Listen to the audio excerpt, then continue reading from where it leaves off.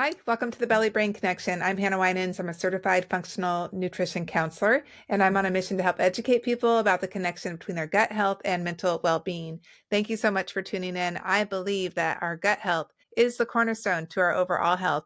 And when we nourish our bodies, we nourish our minds. Today is episode 8, and I appreciate you being back.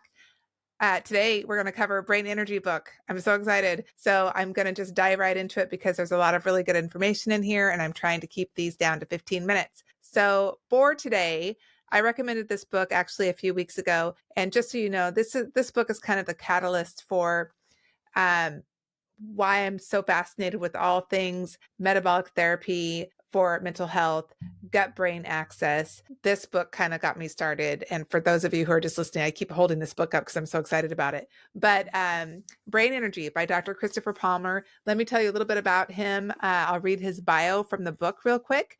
So Dr. Christopher Palmer is a Harvard psychiatrist and researcher working at the interface between metabolism and mental health.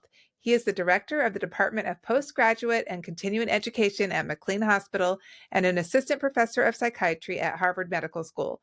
For more than 2 decades, he has held leadership roles in psychiatric education at Harvard, McLean Hospital, and nationally. He spent more than 15 years conducting neuroscience research in the areas of substance use and sleep disorders.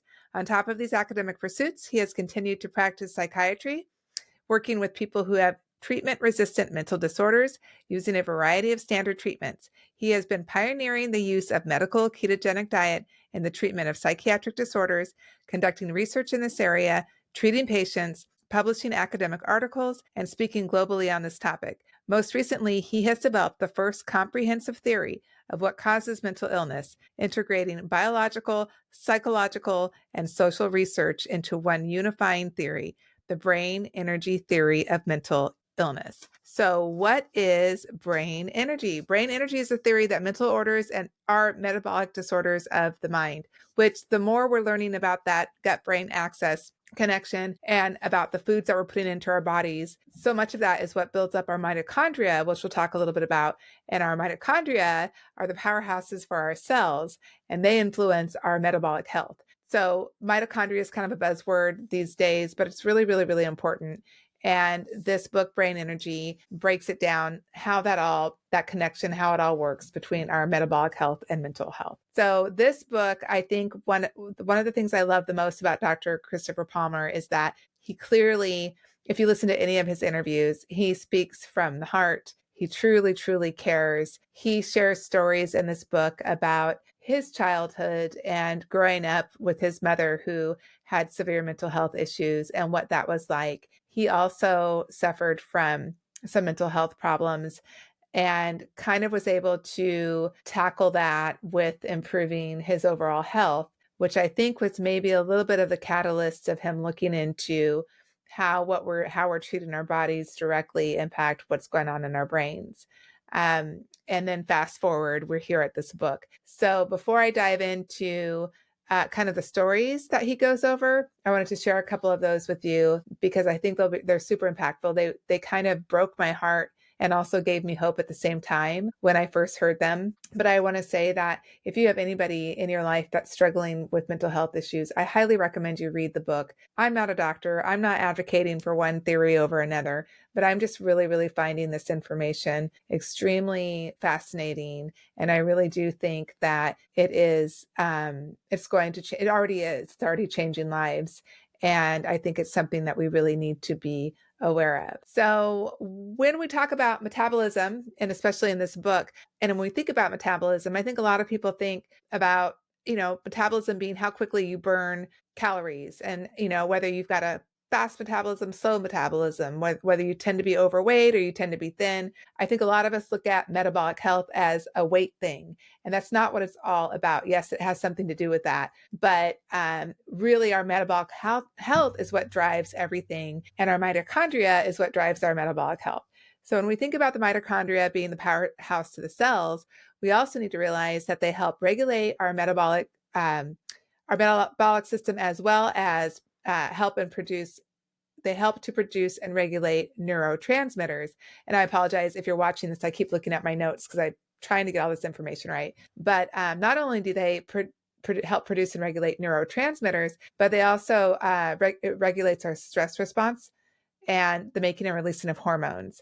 So, and our mitochondria is basically, we're producing energy from the foods that we eat. And that's how our mitochondria are creating our metabolism. They're breaking down the foods that we eat. So right away, we already know that connection. I mean, by now, episode 8, we've made that connection that what we eat has something to do with how we feel. But I really love the way that Dr. Palmer brings in all the science and the things that I'm not great at explaining.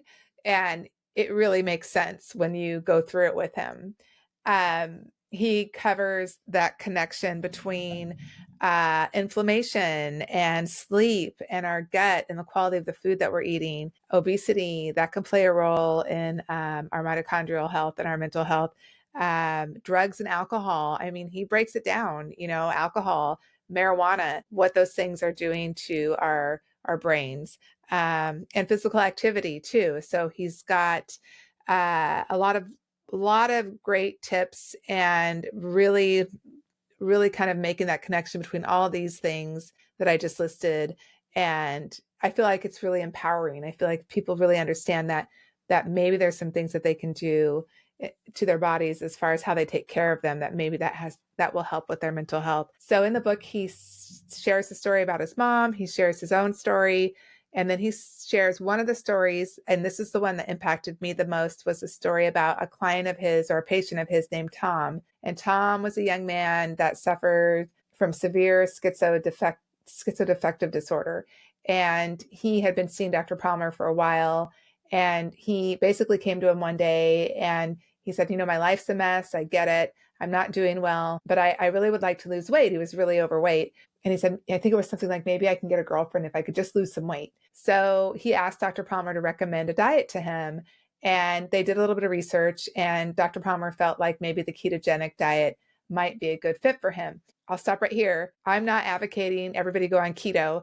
I think by now you all know that I don't subscribe to one diet theory, but I am very interested in exploring the different kinds of diets out there and how they help people. So he basically put Tom on a ketogenic diet. And this was solely so that Tom could lose weight. He had no connection. Dr. Palmer had made no connection between the ketogenic diet and ketogenic therapy and Tom's mental health. So what was interesting was, as Tom keeps coming back for his appointments, Dr. Palmer starts noticing big changes in Tom. And, I think he says, like, by a couple weeks on the ketogenic diet, he noticed that Tom just seemed clearer and he was making eye contact. Things were beginning to change. And then between, I think it was weeks 6 and 8, Tom actually told him, he said, those voices I've been hearing, I don't hear them anymore.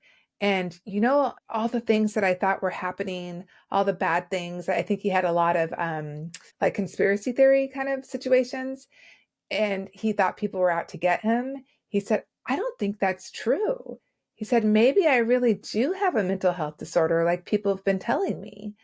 And so, of course, Dr. Palmer is like, what is going on? And this was a catalyst for him to really diving deeper into the ketogenic therapy. And, the ketogenic diet, the ketogenic as used as therapy, that has been around for almost 100 years. And it was originally came about as a therapy for people who have seizures. It was epileptic therapy. And they've known that works for years for people who have epilepsy. Well, one of the interviews that I heard, Dr. Palmer, he said that a lot of the medications that they prescribe for mental health issues have similar components to the drugs, the anti-seizure drugs that they prescribe. So if that's true, that kind of makes sense that if a ketogenic therapy is working for epilepsy, that it could work for mental health disorders. So there's more stories in this book, really, really amazing stories. And again, I'm not saying that the ketogenic diet is going to cure all mental health issues, but I do think it is a tool, and it's proving to be really, really helpful in these very severe mental health conditions. But when we really look at our mitochondria and how important that is for our metabolism, it's very easy to make that brain energy connection. And so that to me really kind of woke me up. And I thought how how interesting that we've got so many people these days who are suffering from mental health conditions. And most adults in this country, I want to say the numbers are maybe 94% are suffering from some kind of metabolic uh, syndrome or metabolic issue. So I want to read to you the preamble to the book, and this will help a little bit more describe what's in here. Okay, here we go. The root cause of mental illness isn't merely genetics or a chemical imbalance, but rather the energy available for your brain. We are in the midst of a global mental health crisis, and mental illnesses are on the rise. But what causes mental illness, and why are mental health problems so hard to treat? In Brain Energy, Harvard psychiatrist Dr. Christopher Palmer unites our existing knowledge about mental illness within a single framework. Mental orders are metabolic disorders of the brain. Palmer explains the new understanding of mental illness in detail, from symptoms and risk factors to what is happening in brain cells, and sheds light on the new treatment pathways this theory opens up for all mental disorders, including anxiety, depression, ADHD, alcoholism, eating disorders, bipolar disorder, autism, and even schizophrenia. The groundbreaking book reveals why classifying mental disorders as separate conditions is misleading.